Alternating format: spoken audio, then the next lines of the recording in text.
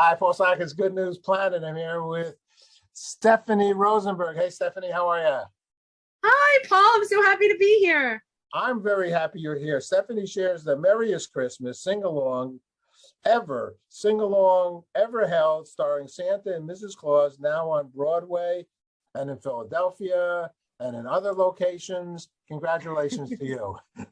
Thank you so much. I appreciate that, Paul. Thank you. Thank you. Did I see Miami, Oklahoma? What was it, Miami? Yeah, that's next year. So we already are starting to post our tour for next year. And some of the places we're going to play is we play Paris, Tennessee, and we play Miami, Oklahoma, and some other wonderful places on next year's tour. This year we played Amesbury, Massachusetts.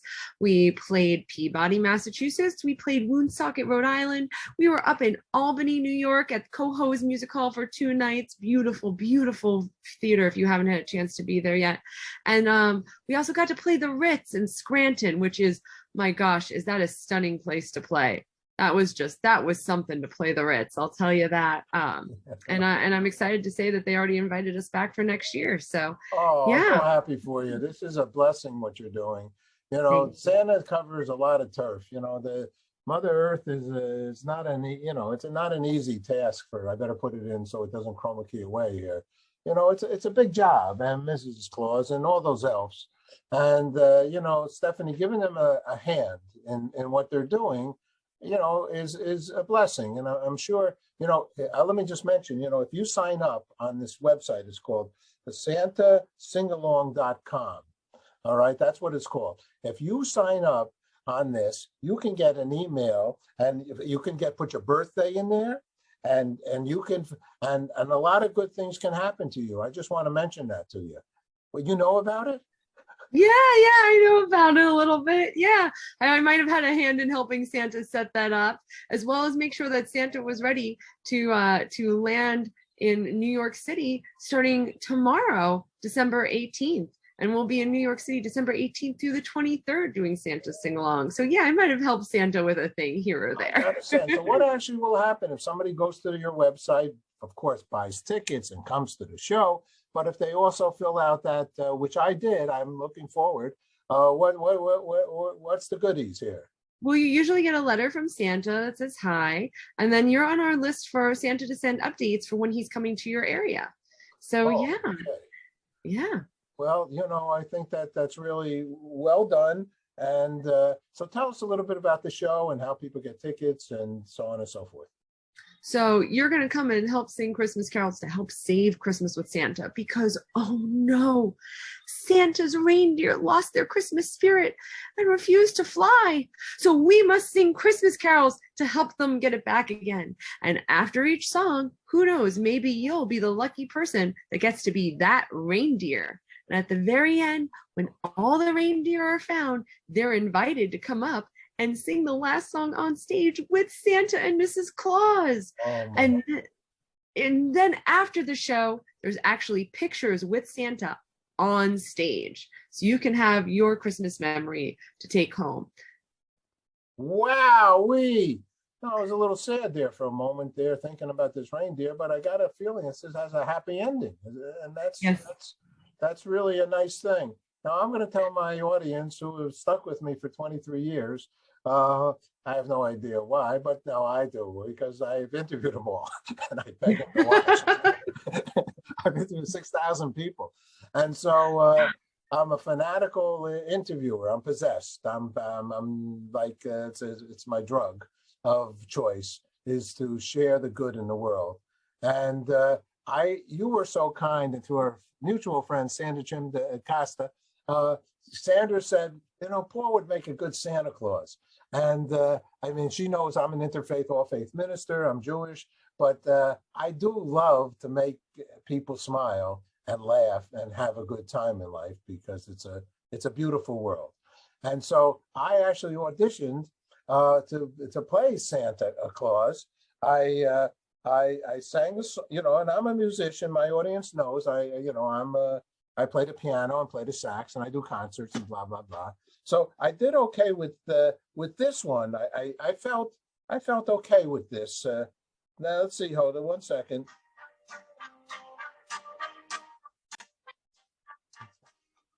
All right, sing along, everyone. A holly jolly Christmas, it's the best time of the year. I don't know if there'll be snow, but have a cup of cheer. Have a Holly Christmas. And when you walk down the street, say hello to friends you know, and everyone you meet. Oh, ho, in the mistletoe hung where you can see. Somebody waits for you. Listen once for me. It's a Have a holly jolly Christmas. And in case you didn't hear, oh, by golly, have a holly jolly Christmas this year. There you this go. Is the part, see, me and a musician, this, and I did that in the audition. You guys must have thought I was a little, but I am. But what was very funny, thank you, and thank you for allowing me to, the first time I ever auditioned, see, the last time, it's actually ironic, the last time I auditioned, or the last time I played as an actor, I've made 6,000 plus, then 150 network shows, television. So I can do shows, all right, but I can't act. I can just talk. And so my first show, I was in 6th grade, and I played Marley's Ghost, another holiday special. So I had to carry the ball at the Morris School in North Tarrytown, it was called, before it was Sleepy Hollow, all right, up in Westchester. So I'm carrying the ball, and this is my big role, you know, to come in, and it gets, would you believe it? It gets stuck on the door. The ball is stuck on the door, and I can't get it off. And I'm going like this, like this. I'm in 6th grade, and all the kids are laughing and making fun. I imagine they were throwing tomatoes at me. I can't remember what happened, but I was mortified. And that ended my kind of acting career. I mean, it could happen, right? Oh, I'm so sorry, Paul. I'm so sorry you had that experience. It's rough when things go wrong during a show, but sometimes that happens. Just got to roll with it, like you said. I love you, Stephanie. You're fantastic. So tell us a little bit about, I don't know if you have a couple more minutes. I know you're busy running around here. You got the show tomorrow. But any kind of things that have happened, like Paul Slakis's Marley's Ghost Ball in the audience over all these time? Oh, sure. Yeah. Well, you know, the show is very interactive. So, you know, things can go wrong. You know, we encourage a lot of people to answer questions and whatnot. And so oftentimes someone won't have the right answer, but, you know, we do our best. One of my goals when I created this show was that I wanted everyone to walk away smiling. And so even if somebody gets an answer wrong in the audience, we just tell them that we're so proud of them for trying, because, you know, they're answering in front of, whether it's a small house of like 50 or 60 people or a big house of 400 people. We're just like, oh, that was a great guess. It's actually this answer, but we're so proud of you. Here's a gift for you. And we still give them a candy cane because we're just so proud that they like put their hand up and put themselves out there like that, because that's what we want to encourage in people, you know? So, but we did have one technical snafu, and it happened to be up at Coho's Music Hall, and we were starting to sing a song, and all of a sudden our song is playing, and our video, because it's a sing-along, so there's videos for everyone to sing along to, is going, and all of a sudden another song starts with it. That wasn't us. somebody in the sound booth had hit the wrong button. So I am often Mrs. Claus, as I wrote the show, and I wrote the show for myself, and thought, well, here's a role I can't age out of. I can age with the show. It'll be wonderful. And so I just stopped the show. I just said, right. I said, well, now everybody, let's stop. It seems like the elves have had too much hot chocolate and they're getting things a little bit mixed up. So we have another character called Mr. Christmas. I go, let's just take a moment, and I'm going to send Mr. Christmas to figure out what's happened, and we'll get started from the beginning of this song all over again. And so I went and I got ready to ask the audience another question and create a moment. But before I even could, Mr. Christmas had figured out with everybody what had happened, and it was corrected, and there we were starting to sing the song again. And that's the beauty of live theater. Things don't always go perfect. You know, it's being in the room where it happens, you know? I love you. Everybody, I love someone you're obviously a professional actor and entertainer. And me, I love to work with people like you who will do what you just did and enjoy the time and make a show. Somebody once told me a couple of things. And when I produced Love of a Soap Opera, right? He said, it's all about listening to the other person. Actually, nobody knows what you're going to be saying out in the audience. But if you don't follow whatever that other person said, then they will possibly know that you're not, right? Saying you're in another land, right? So yeah, why'd you it's write really the show important. for you? Why'd you write this show for you? Last question, because you're going to go. Why did I write the show for me?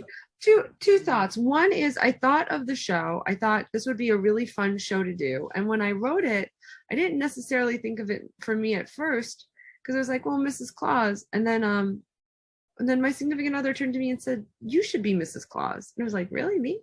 And I was like, yeah. And I was like, well, I don't want to do an old Mrs. Claus. If I do Mrs. Claus, I'm going to do a young Mrs. Claus and let the character age with me.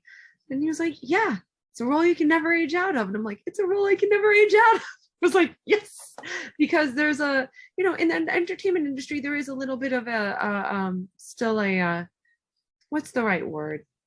We'll say edge to keep it as positive as possible. Still a little bit of an edge of women aging out of certain roles. And, that we all age, that's part of life, but it's nice to have a part that that you can play for the rest of your life. There's something that's really heartwarming for that no matter what else is going on, I can always play Mrs. Claus. That's good news. We love that. We love when people are happy and fulfilled and living their passion, I guess. Let me ask the last question, or two last questions. So where do we go for tickets? Great. You go to santasingalong.com. That's Santa, SANTA, sing, SINGA, long, LONG.com, santasingalong.com. And where is it playing right now? It's going to be here in New York starting tomorrow. Right here in New York City. Yep, we're at Theater Row. That's right on 42nd Street between 9th and 10th Avenue.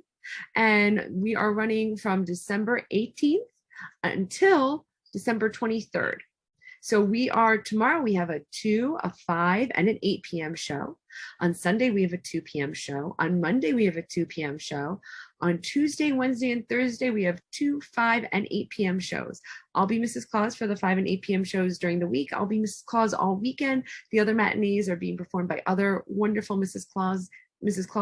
And we have professional Santas doing all of the shows. So when you come, not only will you see a great show, but you'll get to see a real live professional Santa. Wowie, zowie. This is marvelous. Last question. We're involved with World Peace and the International Day of Peace, and it all fits into what we're talking about here. And we do concerts in Central Park, Times Square, blah, blah, blah. And so what is peace for you, Stephanie? What makes peace for you? Peace for me, my goodness. There's a couple different moments that are peace for me. I think peace for me is when I'm bringing joy to others.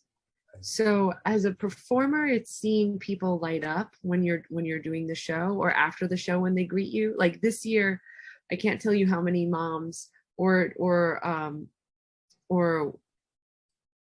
moms, grandmas, aunts, 1 or 2 dads, but they tend to be busy just like shaking hands with Santa. But the moms have pulled me aside and just been like, thank you so much. My kids really needed this year. And there's something in that gives me a great peace.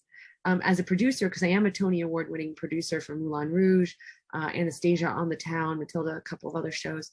As a producer, it's always at the end when I watch the audience applaud, because I know a lot of people only get to one Broadway show in their whole entire life. And I get to be a little part of that happy memory. So it's when I'm really bringing joy to others that I think I feel the most at peace, the most content. You're fantastic. Congratulations, and ho, ho, ho. And have a beautiful, beautiful run here and everywhere else, and continue on forever and ever as Mrs. Claus, and you're the right one for this job. Thanks so much. Thanks, Paul, and thanks, Good News Planet Nation. See you real soon. Bye. Bye-bye.